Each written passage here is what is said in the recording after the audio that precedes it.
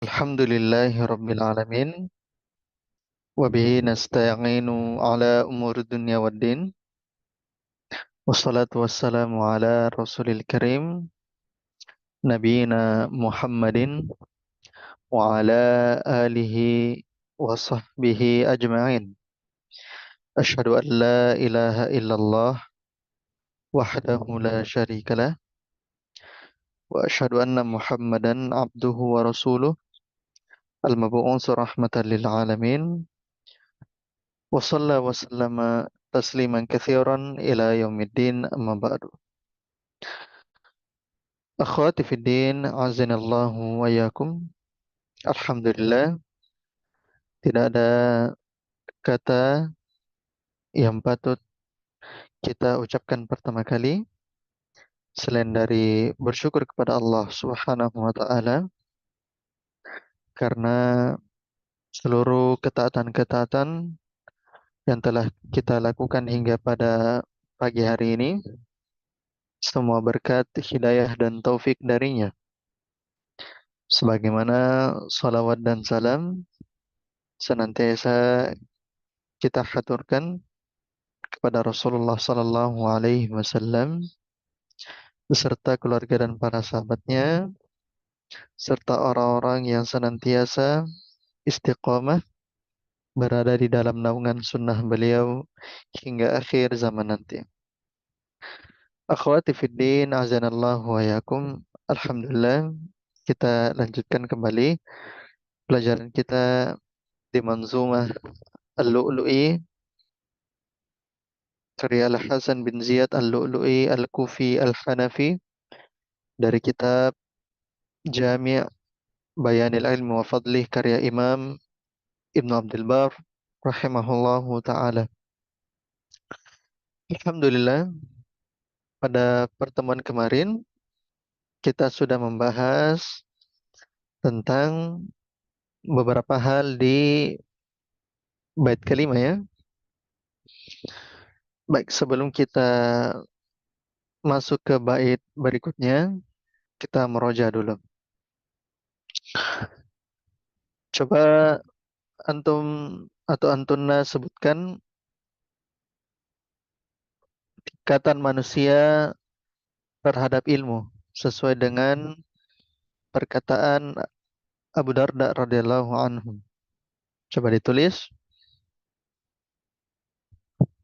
bagaimana tingkatan manusia terhadap ilmu. Atau yang Anda mau jawab,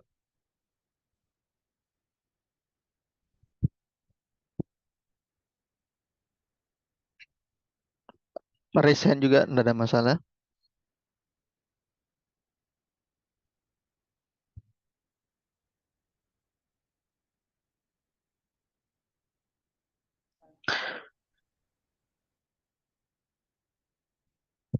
Ada yang coba, mau coba?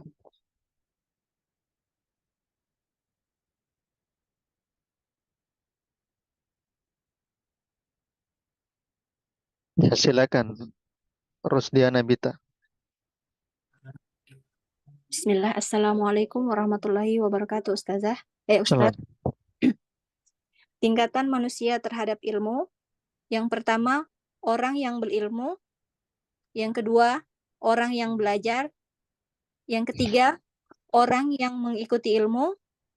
Yang keempat, orang yang mencintai ilmu. Dan yang kelima, yang tidak boleh kita ikuti adalah orang yang ahli bid'ah. Hasan, barakallahu fiik. Jadi ini perkataannya sahabat Abu Darda radhiyallahu anhu dikutip oleh Ibnu Mufli dalam Adabus Syariah. Baik, sekarang pertanyaan berikutnya, akhwat. Coba sebutkan urutan-urutan di dalam belajar. Coba angkat tangan. Siapa yang mau angkat tangan? Raise hand saja. Sri Wahyuni Ummu Aqif, silakan.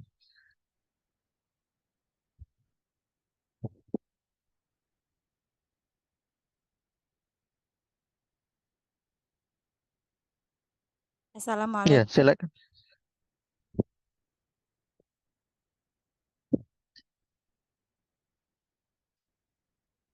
Ya, silakan.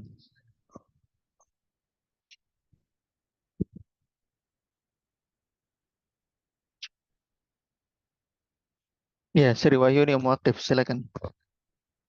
Assalamualaikum warahmatullahi wabarakatuh, Ustadz. Salam.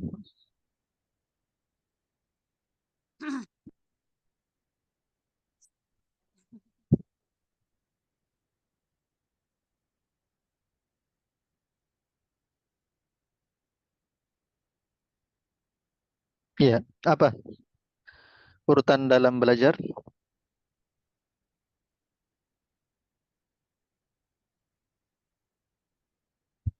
Urutan dalam belajar yang pertama yaitu menyimak, yang kedua memahami, yang ketiga menghafalkan, yang keempat beramal, dan yang kelima disebarkan. Ahsan, barakallahu fiik. Bagus. Ya, awalul ilmi al-istima'. Awal dari ilmu adalah menyimak.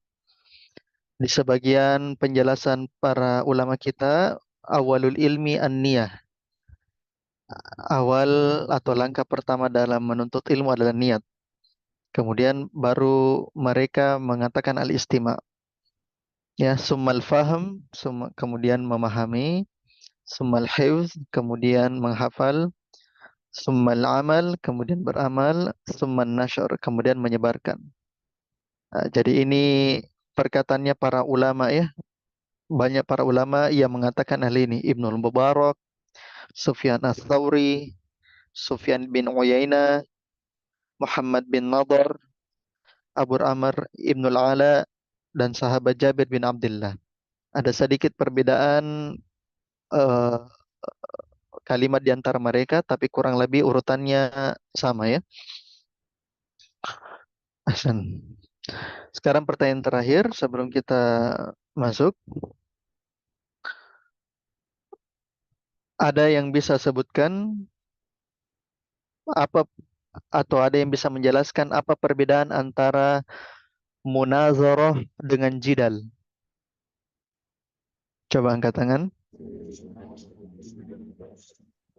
Ada yang bisa sebutkan perbedaan antara munazarah dengan jidal? Ana Ustaz. Siapa? Nur Halisma, silakan. Hmm.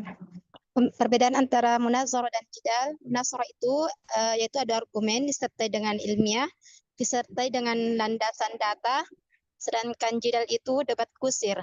Maka dilarang dalam Islam yaitu debat kusir. Tidak ada Ahsan, ujungnya. barakallah. Bagus, ya. Jadi itu perbedaan utama antara munazarah dan jidal adalah adanya data atau tidak.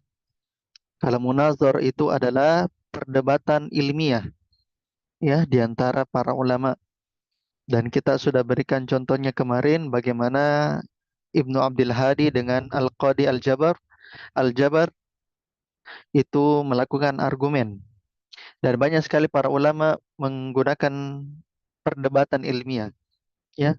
Imam Bukhari, Syekhul Islam Ibnu Taimiyah, Abu Hanifah, kemudian banyak sekali ya, banyak sekali. Ibnu Hazm di dalam Al-Muhalla, dan banyak sekali para ulama menggunakan munazarah, dan mereka menulis karya-karya yang berkaitan dengan perdebatan mereka.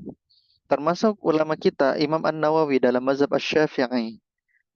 Beliau membuat kitab yang sangat tebal ya, kitab fikih perbandingan mazhab, namanya Al-Majmu' Syarah Al-Muhazzab. Itu kalau tidak salah itu total jilidnya 30-an jilid ya, 30, ya 30-an jilid lebih. Nah, itu beliau itu melakukan argumen perdebatan dengan pendukung-pendukung dari mazhab eksternal mazhab Syafi'ah. Misalnya ada pendapat tentang kunut subuh. Imam An-Nawawi membela kunut subuh. Kunut subuh dalilnya sekian sekian sekian. Dalil yang digunakan oleh ini ada bantahannya dan seterusnya. Nah, maka mereka melakukan adu argumen perdebatan, ya. Dan itu mereka melakukan dalam rangka membela agama Allah, dalam rangka membela dalil, ya, bukan dalam rangka hawa nafsu atau menaikkan pamor mereka semata. Ahsan, barakallahu fiik. Baik, untuk pertanyaannya Ummu Abdurrahman sebentar ya. Jadi kalau ada ibu-ibu yang mau bertanya, silakan bisa di chat ya, chat. Atau kalau pertanyaannya bersifat pribadi, di privat saja pertanyaannya. Baik, sekarang kita lanjutkan kembali pembahasan kita. Pembahasan kita pada pagi hari ini, akhwati fiddin, itu dari bait ke-6 sampai dengan bait ke-11. Ada sekitar 4 bait yang akan kita bahas. Kenapa bisa? Karena 7 bait ini,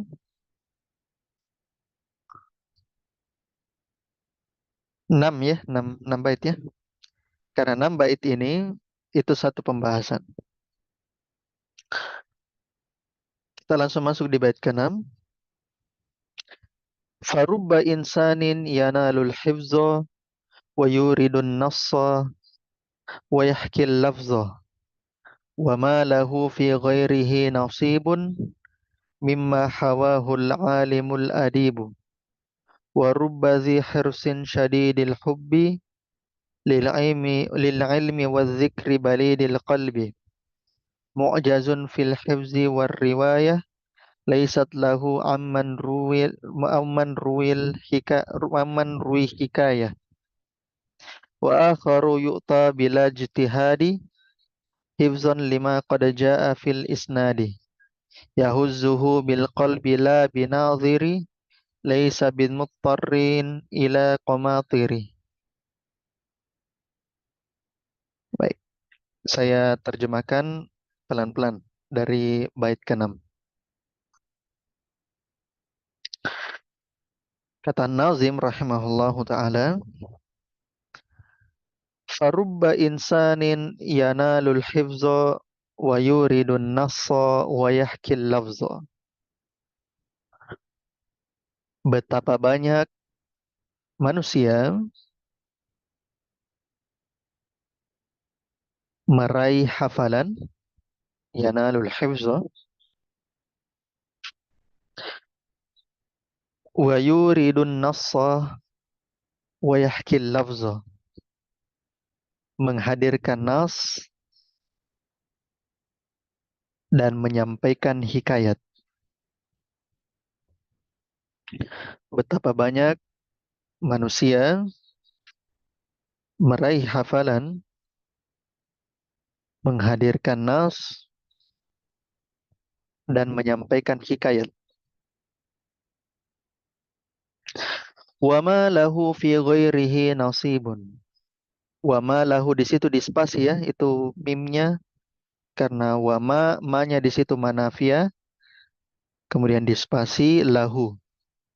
Ya, wa ma kemudian spasi lahu. Wa ma lahu fi ghairihi nasibun mimma hawahul alimul adibu. Namun dia tidak memiliki bagian apapun. Wa ma lahu fi ghairihi nasibun. Namun dia tidak memiliki bagian apapun mimma hawahul alimul adibu, yang dikumpulkan oleh alim yang beradab. Yang dikumpulkan oleh alim yang beradab.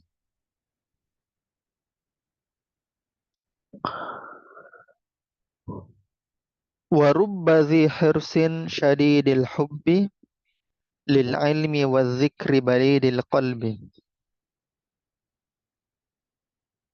Betapa banyak manusia yang kuat tekadnya Ya, wa rubba dhi hirsin syadidil hubbi. Betapa banyak manusia yang kuat tekadnya, cinta dengan ilmu, syadidil hubbi lil ilmi maksudnya. Syadidil hubbi lil ilmi. Cinta dengan ilmu, wa zikri balidil qalbi. Mengingatnya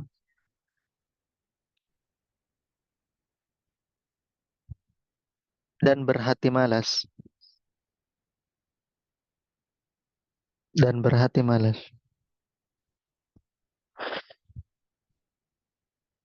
Betapa banyak manusia yang kuat tekadnya, cinta dengan ilmu, mengingatnya, dan berhati malas. Mu'jazun fil hifzi war riwayah, laisat lahu amman ruwi hikayah.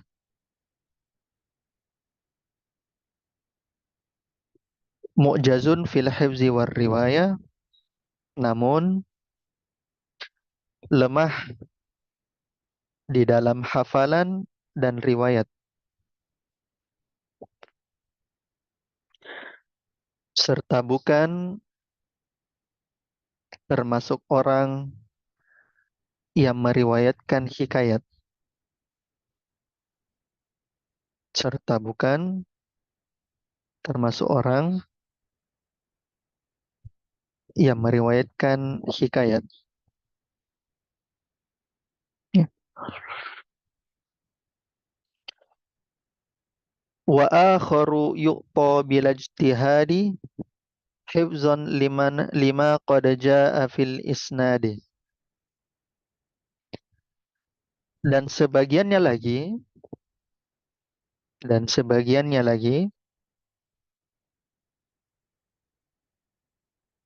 diberikan ilmu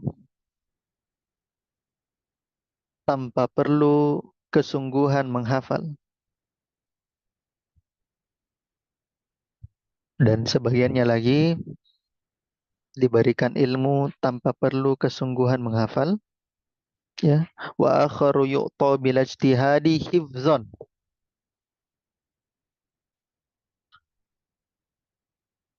Lima qad jaa fil isnadi.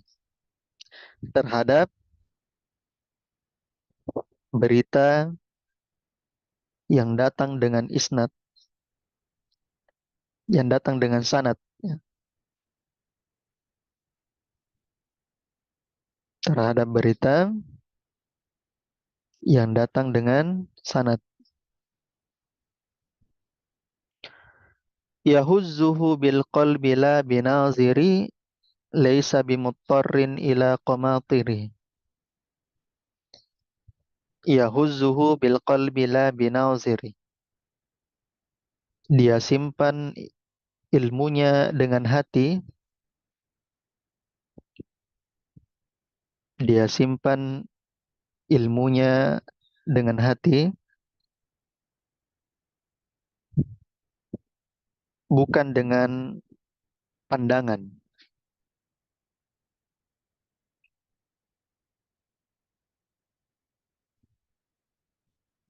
Laisa bimuttarrin ila qamatiri. Serta tidak mengharuskannya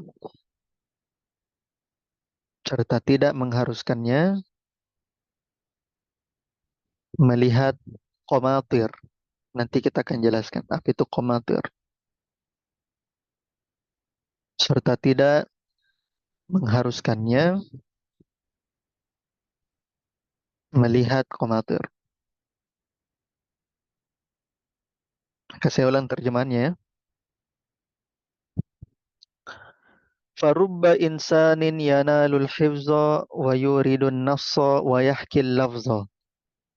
Betapa banyak manusia meraih hafalan, menghadirkan nas dan menyampaikan hikayat. Wa ma lahu fi ghairihi nasibun mimma hawahul alimul adibu. Namun dia tidak memiliki bagian apapun yang dikumpulkan oleh alim yang beradab. Wa rubba dhi hirsin syadidil hubbi lil ilmi wa dzikri balidil qalbi. Betapa banyak manusia yang kuat tekadnya, cinta dengan ilmu, mengingatnya, dan berhati malas. Mu'jazun fil hifzi war riwayah, laisat lahu amman ruwi hikayah. Namun lemah di dalam hafalan dan riwayat, serta bukan termasuk orang yang meriwayatkan hikayat. Wa akharu yu'ta bil ijtihadi hifzan lima qad jaa fil isnadi. Dan sebagiannya lagi diberikan ilmu tanpa perlu kesungguhan menghafal terhadap berita yang datang dengan sanad. Yahuzzuhu bil qalbi la binadhiri laisa bimuttarrin ila qamatiri. Dia simpan ilmunya dengan hati, bukan dengan pandangan, serta tidak mengharuskannya melihat qamatir. Akhwati fiddin, azinallahu wa yakunna, di bait 6 dan ke-11 ini merupakan satu pembahasan besar yang dimana pembahasan ini yaitu tingkatan manusia di dalam menghafal dan memahami ilmu. Tingkatan manusia di dalam menghafal dan memahami ilmu.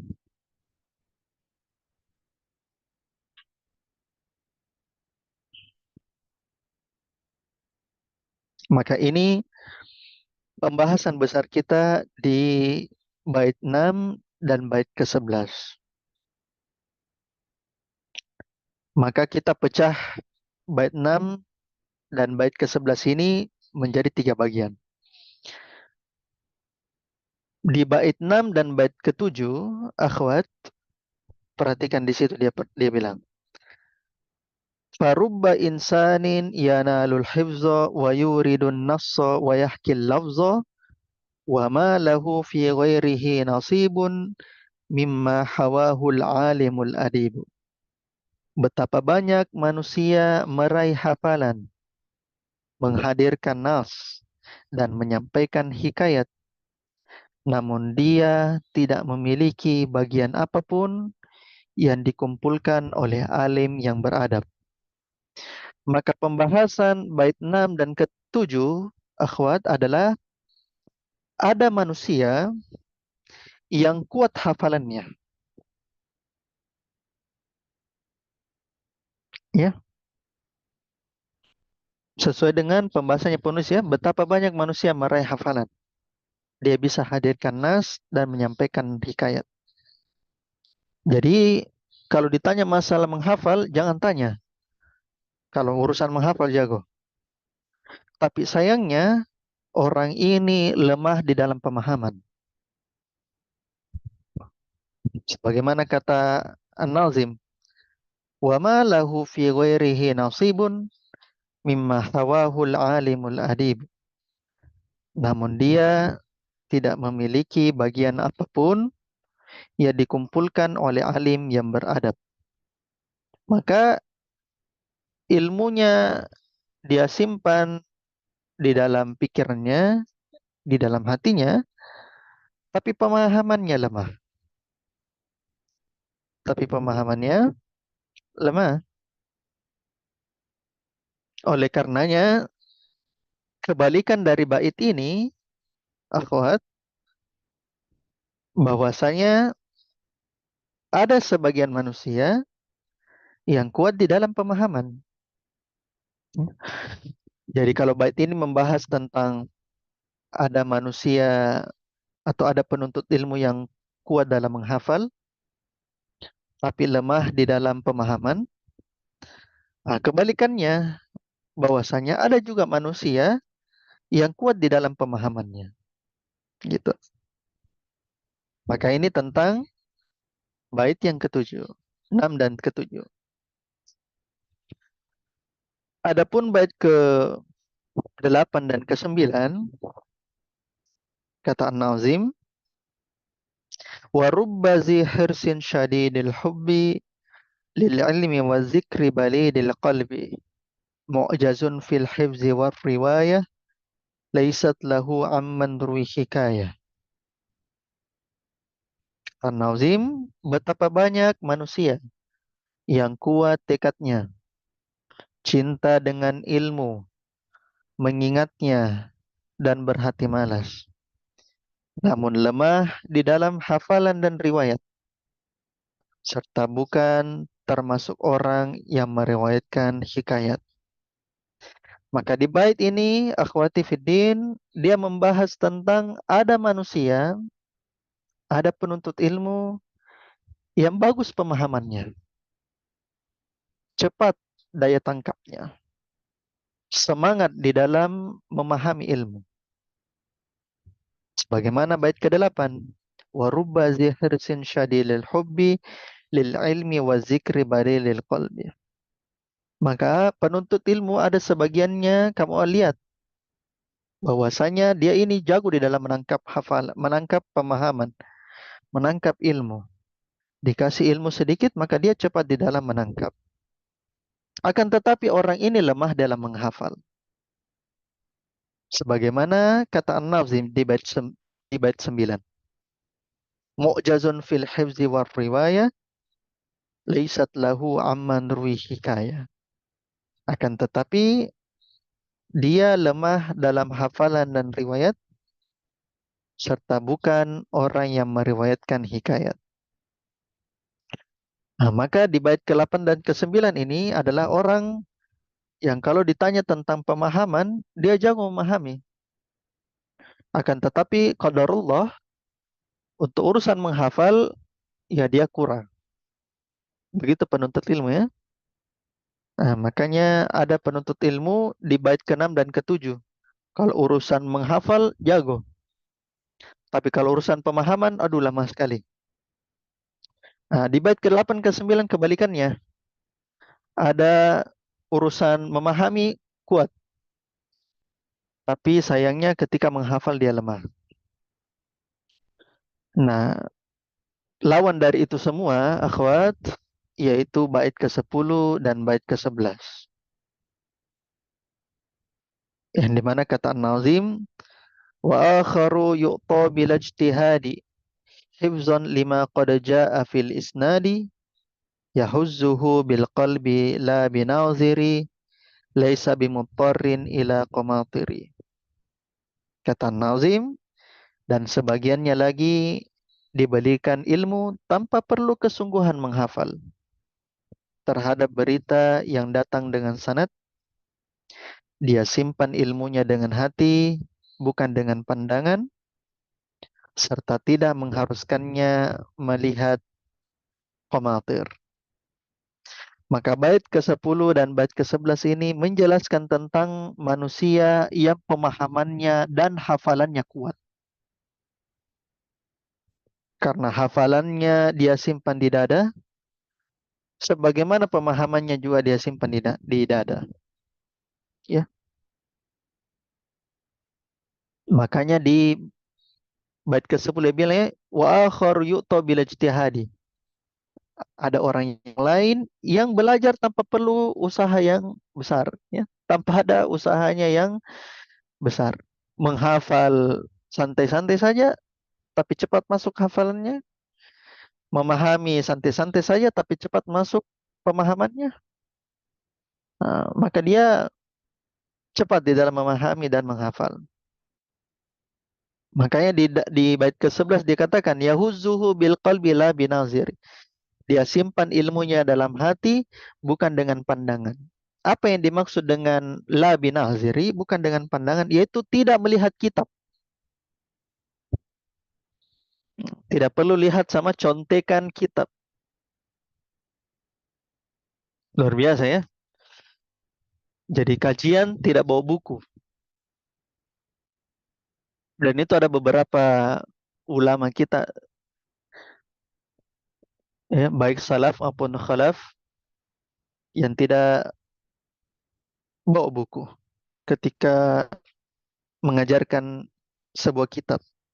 Saking dia hafalnya dan dia pahami kisah kitab tersebut, luar dan dalamnya. Oleh karenanya penulis katakan laisa bimuttorin ila qamatir. Dia tidak membutuhkan, tidak mengharuskannya dia melihat qamatir. Apa itu qamatir? Qamatir itu adalah jamak dari kimtor. Bukan jamak dari kimtor ya, jamak dari kimator. Saya tulis ya. Kalau qamatir bentuknya begini. Ini jamak taksir ya. Nah, sedangkan jamaknya itu adalah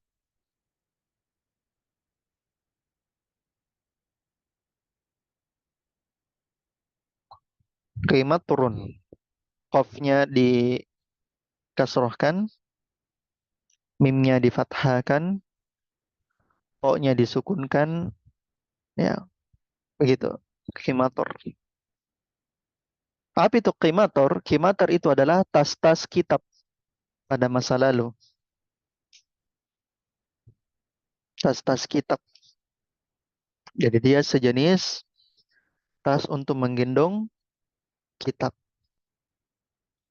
Nah, makanya orang yang berada yang dijelaskan oleh An-Nazim di bait ke-10 dan bait ke-11 ini adalah orang yang tidak butuh melihat tas kitab, tidak butuh dengan kitab, karena dia simpan ilmunya di dalam hati.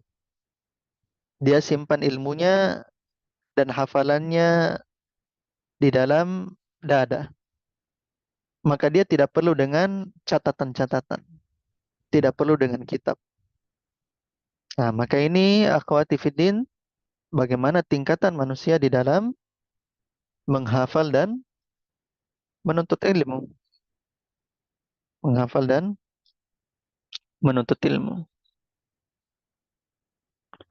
Dalilnya adalah surah Al-Isra ayat 21. Surah Al-Isra ayat 21. Tentang tingkatan-tingkatan manusia. Kata Allah Subhanahu wa taala, "Unzur kaifa faddalna ba'dahum 'ala ba'd." Perhatikanlah bagaimana kami melebihkan sebagian mereka terhadap sebagian yang lain. Walal akhiratu akbaru darajati wa akbaru tafdhil. Dan kehidupan akhirat lebih tinggi derajatnya dan lebih besar keutamaannya. Maka manusia bertingkat-tingkat sesuai dengan amalannya, sesuai dengan perbuatannya. Bahkan Rasul pun itu bertingkat-tingkat. Ya, tilkar rusulu faddalna ba'dahum ala ba'd. Para rasul-rasul tersebut kami lebihkan sebagian mereka di atas sebagian yang lain. Ya, termasuk juga bahwasanya tingkatan ilmu di dalam menghafal, ya, itu merupakan keutamaan yang besar. Ketika seseorang menghafal sebuah ilmu, maka ini merupakan keutamaan besar yang didapatkan olehnya. Sebagaimana hadis yang diriwayatkan oleh Abu Daud, At-Tirmidzi, dan Ibnu Majah. Hadis riwayat Imam Abu Daud, Tirmizi, dan Ibnu Majah. Dari sahabat Zaid bin Sabit radhiyallahu taala anhu. Zaid bin Sabit radhiyallahu taala anhu. Rasulullah sallallahu alaihi wasallam mengatakan, "Naddarallahu imra'an sami'a minna hadisan fahafizahu." Atau di riwayat yang lain, fawa'aha wa hafizaha. Kata Nabi sallallahu alaihi wasallam, semoga Allah Subhanahu wa taala mencerahkan rupa bagi orang yang mendengar hadis dari kami atau dariku, fahafizahu, kemudian dia menghafalnya. Maka salah satu kunci bagi seseorang, apalagi ibu-ibu muslimah, agar wajahnya itu glowing, maka dia sampaikan hadis Nabi Sallallahu Alaihi Wasallam. Karena kata Nabi Sallallahu Alaihi Wasallam, "Naddarallahu imra'an sami'a minna hadisan fahafizahu." Semoga Allah mencerahkan wajah seseorang ketika dia mendengar hadis dariku lalu dia menghafalnya.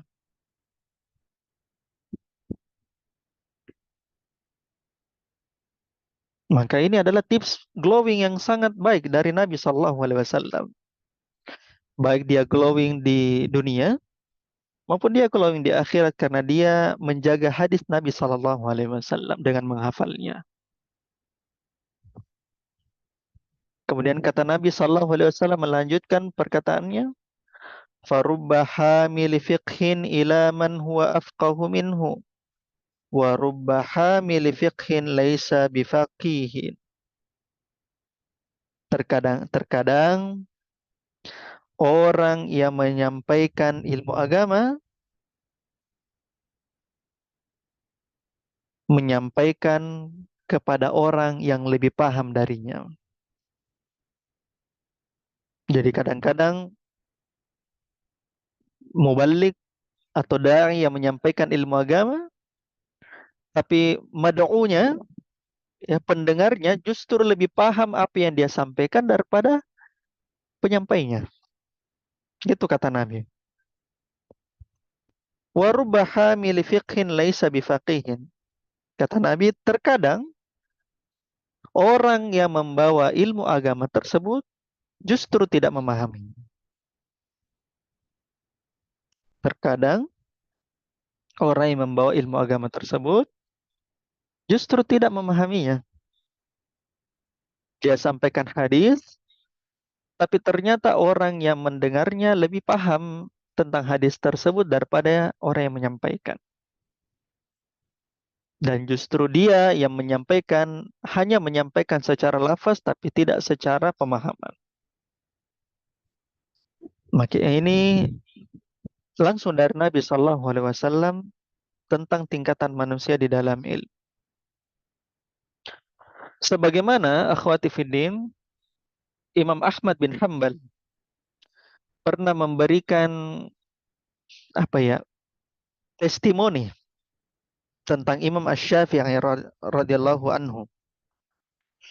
Pernah memberikan testimoni kepada gurunya. Imam Ahmad itu muridnya Imam Asy-Syafi'i, ya, murid langsungnya.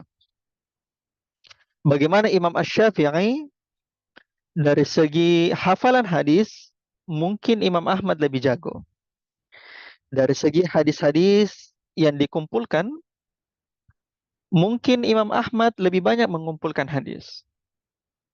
Tapi ketika membahas tentang ilmu dari hadis tersebut, fikih dari hadis tersebut, maka Imam Syafi'i jauh lebih unggul dibandingkan Imam Ahmad. Kata Imam Ahmad bin Hanbal, sebagaimana dikutip oleh Imam An-Nawawi dalam Tahzibul Asma'i wal Lughat, kata Imam Ahmad, "Laula Syafi'i ma arafna fiqhal hadis." Seandainya Imam Asy-Syafi'i tidak ada, maka kami tidak akan memahami fikihnya hadis. Masya Allah. Saking pahamnya Imam Asy-Syafi'i terhadap hadis, meskipun Imam Syafi'i baru pertama kali mendengarnya.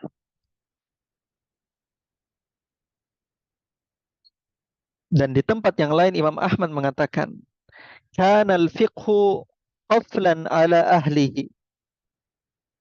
Ilmu fikih itu, kata Imam Ahmad, dulu terkunci di ahlinya. Dulu terkunci kepada ulama. Hatta fatahahu Allahu bisyafi'i. Sampai Allah Subhanahu wa taala membukakan ilmu fikih tersebut kepada Imam Asy-Syafi'i. Masya Allah. Karena hadis itu, akhwat, itu seperti bahan mentah. Kalau antunna membuat sayur, maka hadis itu seperti bahan mentah. Seperti sayurnya, seperti airnya, seperti bumbunya. Tapi dia tidak menjadi sayur. Ya. Dan Imam Asy-Syafi'i itu adalah seperti kokinya. Dia tahu mengolah bahan mentah tersebut menjadi sebuah masakan yang enak bernama ilmu fikih. Maka ilmu fikih itu adalah barang jadi dari hadis yang diijtihadi oleh Imam Syafi'i dan para ulama. Maka ini keluar biasaan ulama-ulama kita, ya. Termasuk akhwati fiddin tentang masalah hafalan. Maka para ulama, para penuntut ilmu bertingkat-tingkat juga hafalan. Ya. Ada yang tidak kenal di sini dengan Imam Bukhari? Coba akhwat tulis di chat, antunna tebak-tebak berapa kira-kira hafalannya Imam Bukhari, hafalan hadisnya.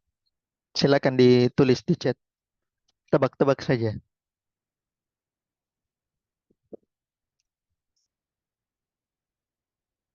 Coba tulis. Berapa kira-kira hafalannya Imam Bukhari terhadap hadis?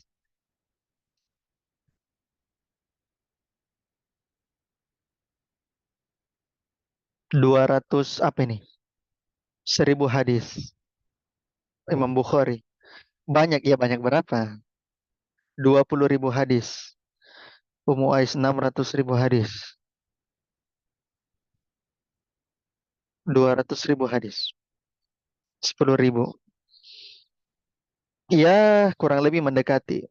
Tapi lebih tepatnya akhwat, jumlah hafalannya Imam Bukhari terhadap hadis itu 1 juta hadis. 1 juta hadis.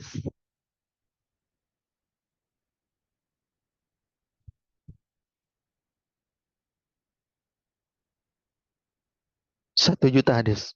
Kok bisa ada 1 juta hadis? Iya, karena satu hadis itu memiliki banyak riwayat, ya. Riwayat tersebut yang dikumpulkan oleh Imam Bukhari. Imam Bukhari memiliki hafalan 1 juta hadis. Guru Imam Bukhari salah satunya adalah Imam Ishaq bin Rahawai.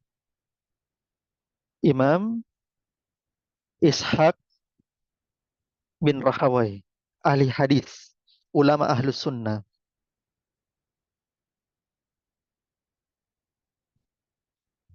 Ya, harusnya secara logika kita berpikir Imam Bukhari tidak ada apa-apanya dong dengan Imam Ishaq bin Rahawai, ya kan? Maka Ishaq bin Rahawai pernah memberikan sebuah testimoni. Pernah memberikan sebuah testimoni. Kata beliau, Ishaq bin Rahawai menghafal ratusan ribu hadis juga. Kata beliau, Imam Ishaq bin Rahawai sebagaimana dikutip oleh Imam Az-Zahabi dalam Syiar A'lam An-Nubala. Kata beliau, "Hifzi wa hifzu Ibnil Mubarak takalluf." Hafalanku, kata Ishaq bin Rahawai, dan hafalannya Abdullah bin Mubarak itu takalluf, lebay. Kalau kita lagi menghafal, kata Ishaq bin Rahawai, itu lebay sekali, dipaksa menghafal. Maka itu kata Ishaq bin Rahawai. Padahal Ishaq bin Rahawai hafal 200.000 hadis lebih.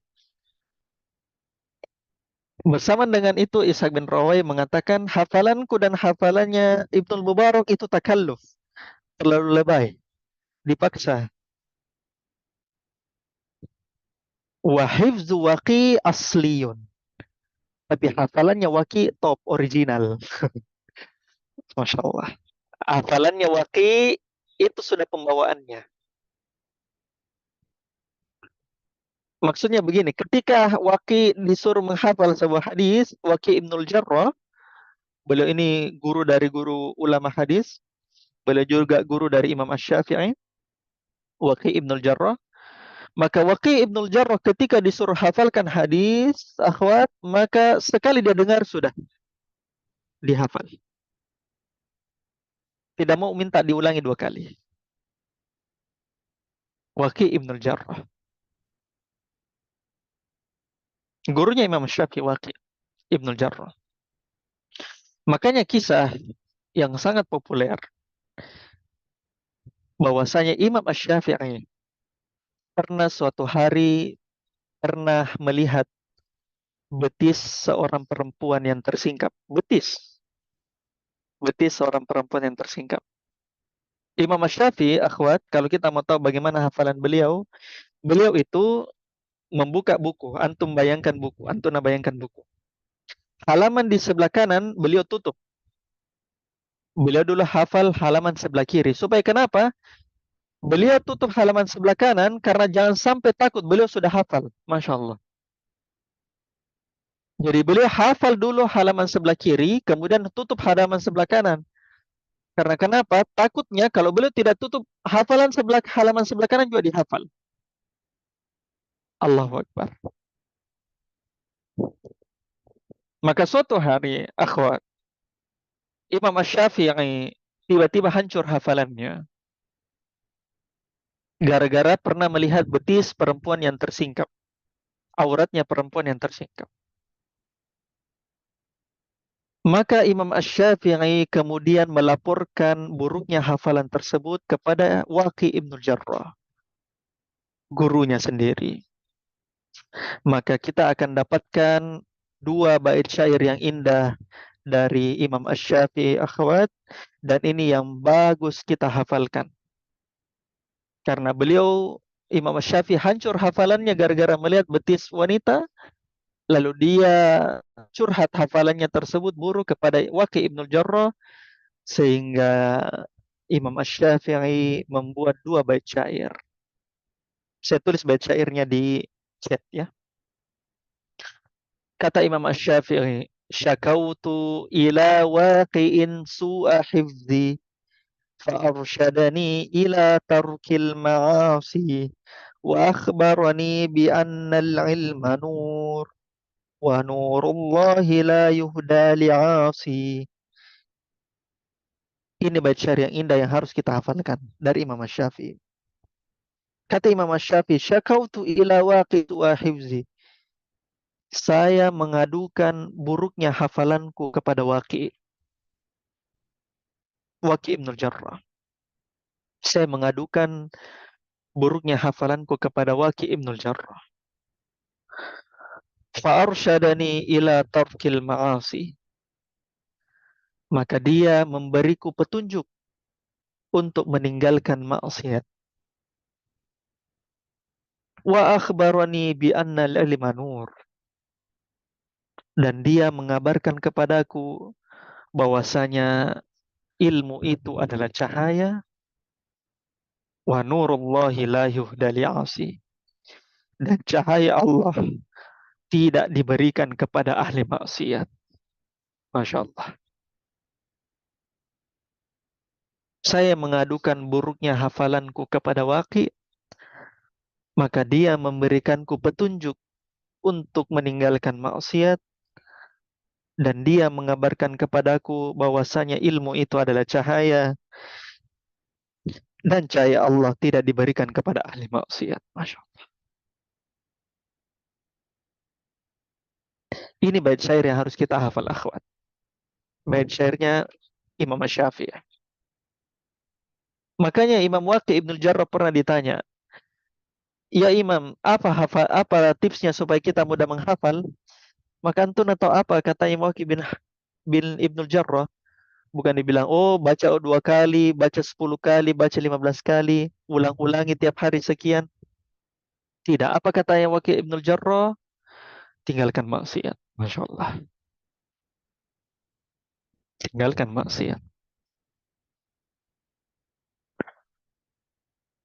Allahu Ta'ala alam bisawab. Maka ini yang bisa kita sampaikan. Afan mohon terjemahan dulu. Syakautu ila waqi' su'a hifzi. Saya mengadukan buruknya hafalanku kepada Waqi'. Fa'arsyadani ila tarkil ma'asi. Maka dia memberiku petunjuk untuk meninggalkan maksiat. Wa akhbarani bi annal ilma nur. Dan dia mengabarkan kepadaku bahwasanya ilmu itu adalah cahaya. Wa nurullahi la yuhda li'asi. Dan cahaya Allah tidak diberikan kepada ahli maksiat. Masya Allah, indah sekali ya. Imam Ash-Syafi'i buruk hafalannya, hilang hafalannya gara-gara melihat aurat. Maka kita kira-kira akhwat hilang hafalannya kita gara-gara melihat aurat sekarang? Hilang hafalannya kita atau tidak? Jawabannya tidak hilang. Kenapa bisa tidak hilang? Karena kita tidak punya hafalan. Tidak ada. Bagaimana kita mau hilang hafalannya sedangkan kita tidak punya hafalan? Allahu Ta'ala alam bisawab. Saya kira itu saja. Kalau ada yang mau bertanya, tafadhol.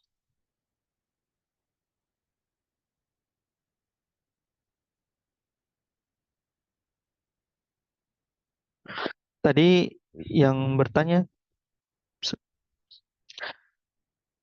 apakah munazarah ini hanya bisa dilakukan oleh orang-orang berilmu? Asalnya iya. Karena perdebatan itu adu argumen asalnya orang-orang berilmu. Jadi untuk muta'alim itu dihindari munazar. Ya, itu karena itu sudah tinggi lanjut. Allah Ta'ala alam bisawab.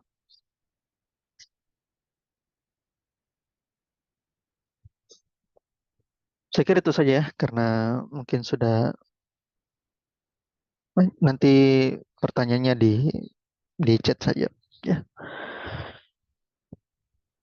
Kita tutup saja akhwati fiddin. Nasallahu ta'ala yang fana mimma lamana innahu liwazalika wal qadir alaih.